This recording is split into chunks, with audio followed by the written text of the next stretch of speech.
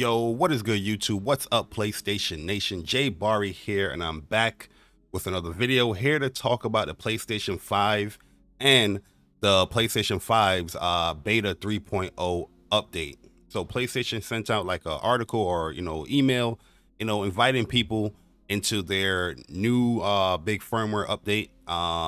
And some of us got into the beta. If you got a beta key, you was able to send out keys to your friends and things like that. But in this video, I'm here to talk about or give an overview, a visual overview of this beta, this firmware update. So we're going to be going into it. We're going to see all the things that they have changed, all the new implementations, the things that they made much easier, and talk about it. Also, I will be giving the pros with this beta update, and also the cons as well, because there's some cons in this beta. So let's get into it and let's see what they implemented here in this new update. So beta 3.0, this is a huge update when it comes to PlayStation 5 because it added the implementation of Discord chat to your PlayStation 5 console. So it's a little bit weird how to do it. In my personal opinion, I would have rather a much more streamlined approach, or just like like its own app, or that's fully integrated within PlayStation 5. But the way how they have it, it does have its usage. It does have its purpose on the console. So how you will set that up is, now you go into your settings and you go to user and accounts, and you'll have your link services here, or your authorized apps. As you can see, you're going to have a new Discord option here where you can link your Discord, your personal account. You're not really linking the server that you have created or you're in. You're linking your account to the PlayStation 5. And you see right here, once you link that account, let's say you want to chat with a friend in Discord that's not on PlayStation, you will have to use your PlayStation, the Discord app on the phone. From what I've used so far, the Discord app on the phone, and within whatever open chat that you're in, or any chat, you can transfer the chat to your PlayStation 5. So let's say you're playing Call of Duty, somebody's on Xbox and PC, you're on PlayStation 5, and you just want all that audio coming from the headset, especially like with the H9s, you can just have it up on your PlayStation 5 now with Discord. Even though the H9s can handle that because it had the Bluetooth where it can handle the both audio channels from your PlayStation 5 game audio to Bluetooth, but it still works very fine. From my experiences with it, like I said, it's not necessarily something I would use personally, but it does have its usage, like I said, in those situations where you do have that cross play type game. So yeah, Discord integration is here, so it's pretty cool. The next thing I think is pretty cool that they added here is that now you can start or request a screen share from your friend's profile. So you can go to any friend here. I see my boy Dre, he's right here playing Hogwarts. If I wanted to request him streaming the game or what he's doing in the game, I can do that from here. Share my screen, request the screen. I think that's a cool update. Just streamlining everything within the PlayStation 5 and just making it much easier to access these things. These things are always readily available, but you have to go through some layers. But now everything is just right in front of you, and boom. Another thing too is the invite to game, which this was layered in there as well, but it's pretty cool that they have this. This was kind of implemented like in the last update, but it's just something I just wanted to show anyway, because the next thing they have here is now you can join a game within a party chat. So if you set up a party chat with anyone, you can join in game. So I'm just gonna start this chat. I know Persona's probably at work or whatnot, but I can, if I was to join this party chat here, I could and say we playing Call of Duty and he's playing Call of Duty, I can join from the party chat, which PlayStation is pretty much like saving a lot of these games and their bad UIs and their bad user interfaces within these games. So it's to invite, like Call of Duty Modern Warfare 2, horrible invite system, but the PlayStation 5 makes that much easier. You know what I mean? To invite people, invite friends and all that stuff. Another thing that they added here is the friends who play tile within the game hub.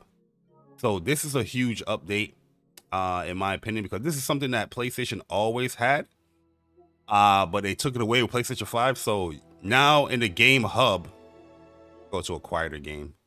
In the game hub, you have this friends who played, and this is something that the PlayStation 4 had. I think the PlayStation 3 had it as well, where you're gonna see who played the game. I think you can join people from here as well. It's just a cool implementation. It could be a little like laggy because of the beta, but you know what I mean. And you're gonna see everybody that's right there. Boom, join in if you want to. But I think it's a cool implementation. Another cool implementation, since we already here, is the game hub in itself. The game hub has been changed, where now this is very similar here. You know, restart activity or resume activity, play game. But they moved the trophies over here, so you can check out your trophies here, and also this new tab, friends who played.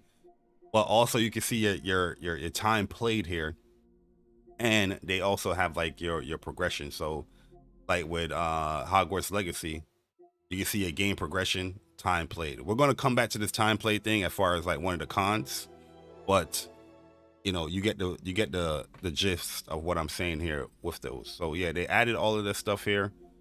Here for spoken, game progression, time played, which I just think is cool. That's a new look, and I think it's much needed because, you know, you want to access these information much faster, much quicker, and things like that. So kudos on them for changing that up, because I think it was well needed. You know, giving that PlayStation 4, PlayStation 3 type of vibe with that. So the next thing that they changed, which I think is a huge update, and since this beta, I haven't really converted it over yet, but now you can manually upload your game captures. So it's no longer you don't have to do the auto upload anymore. Since the beta update, I never had an issue with the auto upload. I think they kind of fixed what's going on with it, because before with the auto upload, it didn't matter how large the size of the clip was, it was going to try to upload it to that PlayStation app on your phone. So you can have whatever, and it would be like an error. Like say you're doing like a boss fight, like a good lengthy boss fight, and you got 15 minutes, it would try to upload that to the app on the PlayStation on the PlayStation mobile app. But now you can just make that manually. So just to show you guys that if I was to go into, you know, just any clip here, go into any media clip, say I have a Call of Duty clip right here. If I wanted to upload this manually, all I got to do now is upload to PlayStation app, and boom, it's there. So yeah, definitely a huge update in my opinion, and something that they needed to do, because it was a hot mess before. Your uploads, before your uploads is just error, and you had to manually clear it. So you had to go manual cancel delete every single one that tried to upload. But I think since the beta update, they had I guess they changed the algorithm of how they uploading these clips, auto uploads, which is much better. So I don't have those errors anymore. So yeah, much needed change in my opinion though. The next thing that they added here is the VRR, so variable refresh rate to 1440p resolution. So 1440p resolution was added. That support was added in the last major patch update or firmware update. And this is mostly for like people that got like monitors that they game on. Right now, I can't. It's showing that it's off because I am, I'm video recording or capturing from my capture card, and my capture card doesn't support VRR. It supports the 120 and everything, but it doesn't support the VRR. So that's why that is off right now. And I think this is off too. You can't do it right here. Yeah. So he's gonna say TV don't support it, even though my TV does, or my monitor does support it, but that's due to the fact that I have my capture card hooked up. It's that feature is off. But yeah, you can test it out now on your 1440p monitor, which I know is a very popular monitor. So I think that's just a cool implementation or addition, not implementation, addition that they added here. My favorite thing that they added is they enhanced the game library. So we got a whole bunch of like filters now and more sorting options here. Well, the sorting options been always been the same, but they added more filters here. So now you can choose your platform, or no, the big change that they added here with your game library with the install is the VR and VR2 games. The big change comes over with your collection. So when you go over to your collection, they have changed how you can create a games list, which is something that they heavily needed, because before the games list was always a cool implementation to the PlayStation 5, you know, adding your folders within your game library, but how to create one was a pain. So before, how you was to create a game list, aka folders, was you go over here into create games list and you will see all your games under your account. So right now I have 1,040 games under this account, and you will have to just cycle through it. So if you wanted to create a kill of zombies or zombie games list, you had to cycle through every single game. It was a hot mess. But now they added more sorting options. So now you have most recent. Before it was just A to Z and Z to A. So they added most recent, which is huge in my opinion, and also purchase dates. So new to old to new. And yeah, this was a much needed change here because it makes it much easier to create a games list. So also in the filters they added, you know, platforms that you can have here. They also added the source, PlayStation Store, PlayStation Plus, VR, and the big change, genres.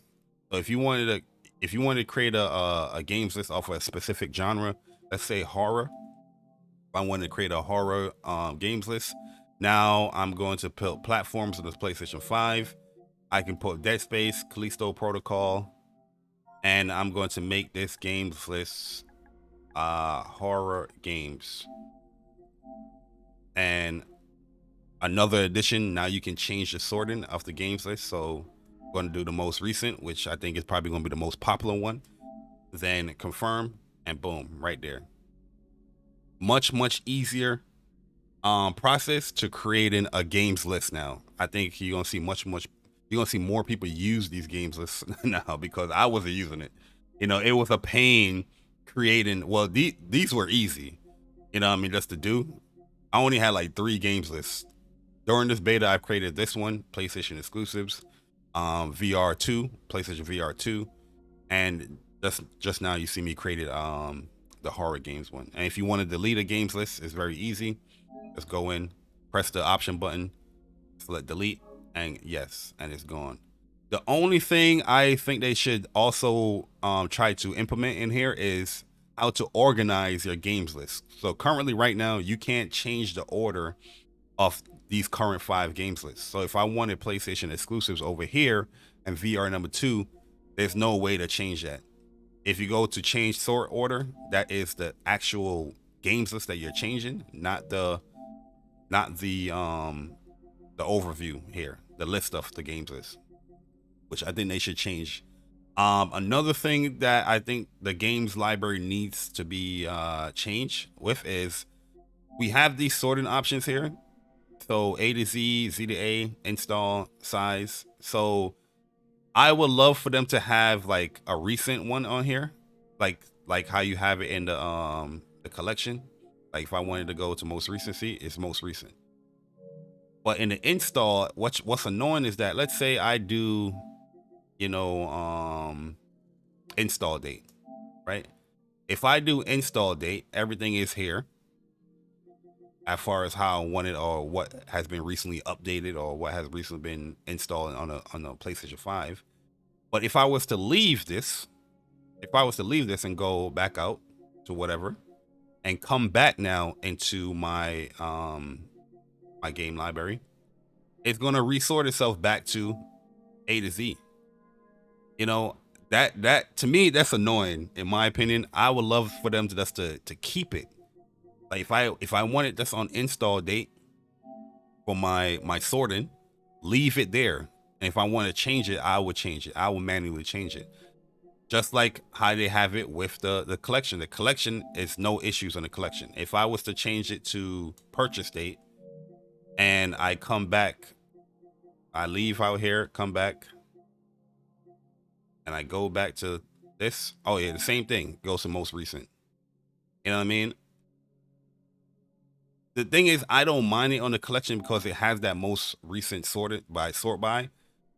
If the install had the most recent and left that by default, I wouldn't have an issue with it. But that's something I think they should look into, where it keeps resetting what you sort by. I think they need to look into that, in my opinion. But let's move it along, and let's see the next thing that they implemented here. Oh, game presets for multiplayer session preferences. So huge update here. So now when you go into your game presets, you also have online multiplayer sessions. So who you can join, you can set that up to what you prefer, and also who can invite. You set that up what you prefer. I have it as default for now because I see no real big issue as far as changing it up. But maybe down in the future, you know, probably change this up to invite or just friends or whatnot. But I think it's a good change.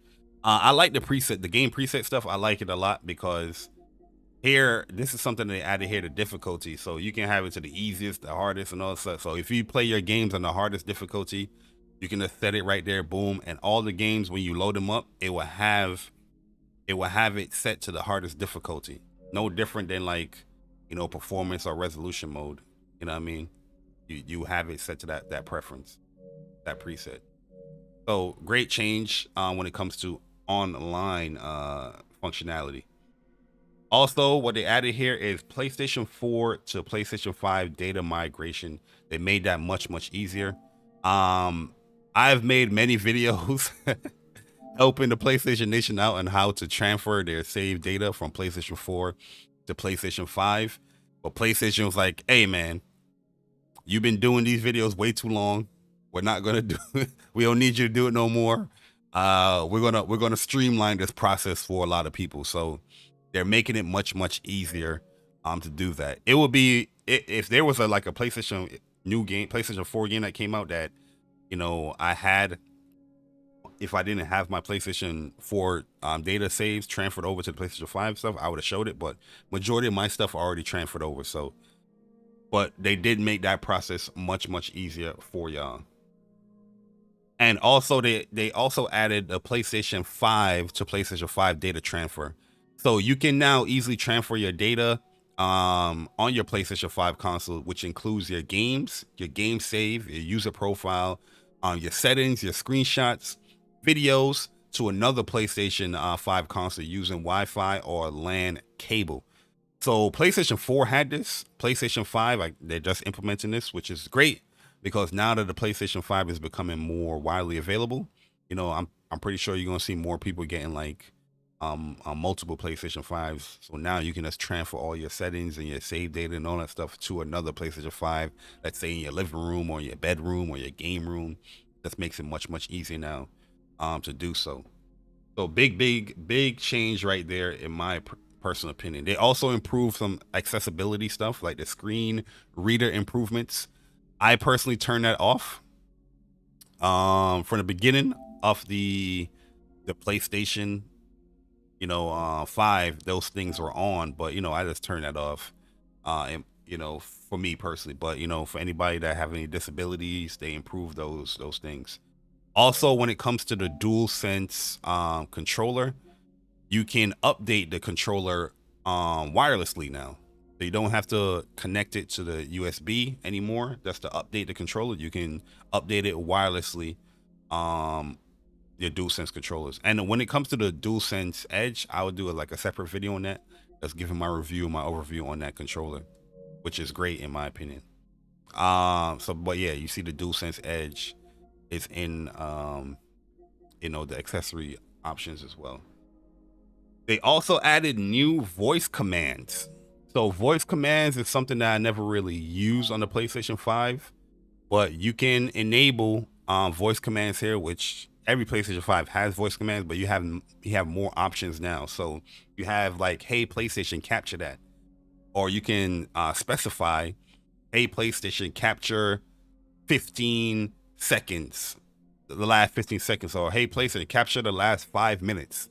You have those options now within here. Like, I never really enabled them, but if you want to enable, you can do that. Like I said, it's just more helpful, people with any, gamers with disabilities or things like that, or if you just want a easy process to just capture your gameplay with your voice, you can do so on the PlayStation 5. And those are the major updates for beta 3.0. I've been liking the update. I think the update has been cool. Certain instances it has been a little wonky, but that's just a beta. We're testing it out, giving our feedback. And that's why I'm making this video here. And there's many times where this new layout here on the Explore tab. Sometimes this will say no friends. Sometimes their trophies will disappear, and then it will reload back again. It happens within the beta. But here are my big cons when it comes to this beta, because I do enjoy the beta. I do love the improvements to the games list. That's a huge win or W for me personally, because now I can just create. I have a lot of games, so now I can create these folders, aka games lists, much easier in my game library. You know what I mean? So I love that implementation there when it comes to the PS5. But let's talk about some of the cons here when it comes to this update. One of the major cons, in my opinion, is the playtime. PlayStation has this always been a PlayStation issue for a long time now when it comes to tracking your playtime. But now I feel like it's worsened, because now it doesn't even track your playtime at all. You know what I mean? It's not tracking nothing at all. When it comes to Forspoken, it says I have 53 hours in this game. That is not the case. When it comes to Forspoken, I got like about over 100 hours into this game. So I'm going to show you guys what I'm talking about here. And like I said, this has been a huge issue, but I think it has worsened with this beta update because it's just not tracking nothing at all. With Hogwarts Legacy, it says I got like 3 hours in that game. A little light monster pummeling, perhaps? Let's just get out of here.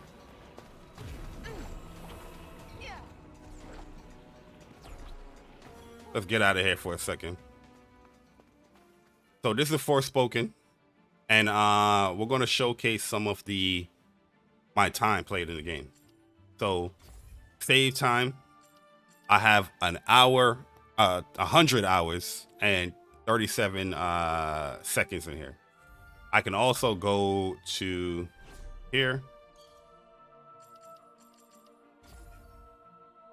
total playtime, hour, 100 hours and 38 seconds, right? PlayStation though, it's just all messed up. On the PlayStation though, 53 hours. Stark difference there. And that's not the only game. Hogwarts Legacy, I put a lot of time in. They only tracked 3 hours so far. 54% when it comes to game progression. I got about over 100, not over 100, but over 20 hours in Hogwarts Legacy. Power Wash Simulator, it got me down for 2 hours. I probably got like about 4 hours in this game. It's just a lot of stuff. DNF Duel, 78 hours. DNF Duel is like in my top 5 when it comes to the PlayStation 2022 wrap up. I got over like 130 something hours in this game. It only has 78. So yeah, the hours are not being tracked properly on the PlayStation 5, and I think that's a huge shame. I think they need to adjust that, somehow fix it. I don't know what they got to do, but they need to fix it. Another thing that they need to fix when it comes to this update, and this is specifically tied to the beta 3.0, is your game capture. The game captures are not adding up. The voice, the audio and the actual capture is not syncing up. So I'm gonna show you a funny one here when it comes to Hogwarts Legacy. So I'm gonna play it and look at how desynced it is from the actual capture, the game capture, and the audio.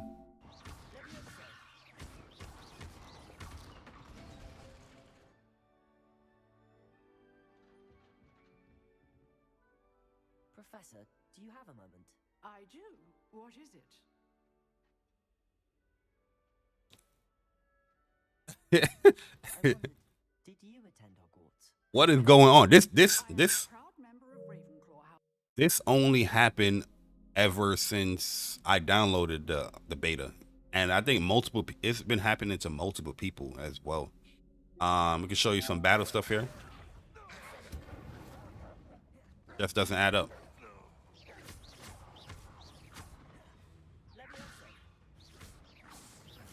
It just doesn't add up.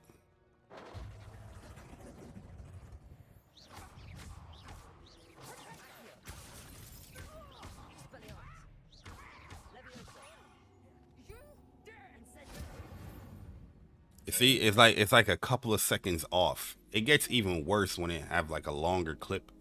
So I'm gonna show you like a minute clip, and look how delayed it is.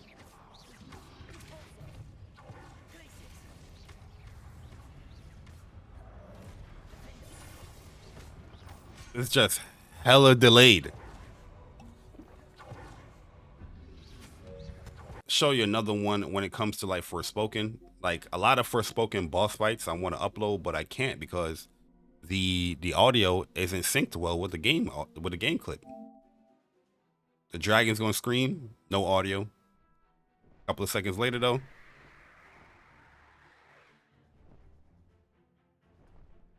This is a huge issue. They did have an update that came in the other day, so let's test it out now and see if it's fixed.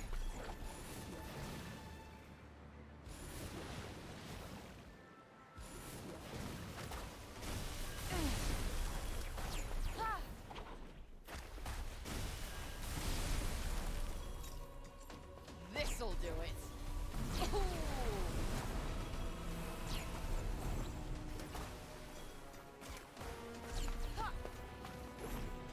Zero cheese.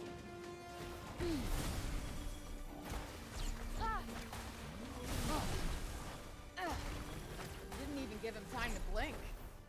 Exactly what purpose is that ridiculous exaggeration supposed to serve? All right, so now let's save that.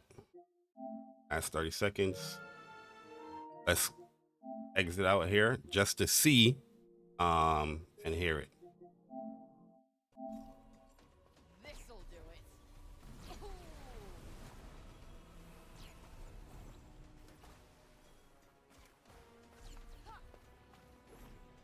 Zero cheese.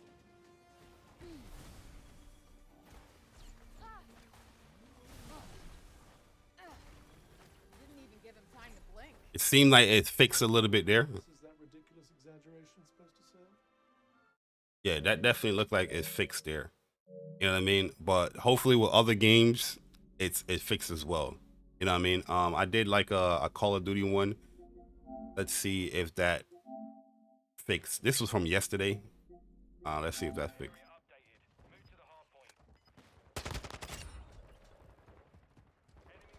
Yeah, see, with Call of Duty, it's still a little delayed. It's from yesterday. Listen, you're hearing audio of the gun and it's, you know what I'm saying? So yeah, it's something that PlayStation definitely needs to look into, and hopefully they will look into it. You know what I mean? That's why we're here giving the feedback when it comes to this beta. But yeah, that is pretty much the overview or the breakdown of PlayStation 5 Beta 3.0 update. I like it a lot, like I said, but there's a few tweaks that they got to do when it comes to the beta or this overall firmware update. You know, I know the firmware update is probably going to be coming like around March, I'm going to assume. And yeah, just looking for them to fix those things. The game total time, PlayStation, please look into that. And this audio issue when it comes to game capture. You know, I'm a person that like to share a lot of my gameplay, and this is a huge mishap here for me personally, because I'm not sharing nothing that's not synced up properly. That's my opinion. But yeah, I really like it. Let me know your thoughts on, you know, beta 3.0. Is this something that you're looking forward to, you know, later on with the PlayStation 5 in the future? And if you're already in the beta, let me know your thoughts so far in the comment section. Or are you going through the same issues that I'm having when it comes to game time and the sort by with the game library and also the game audio with the game clips? Hopefully you guys enjoyed this video. If you did, hit the like button. If you really enjoyed it, subscribe. It's your boy Jay Bari. I'm gone. Deuces.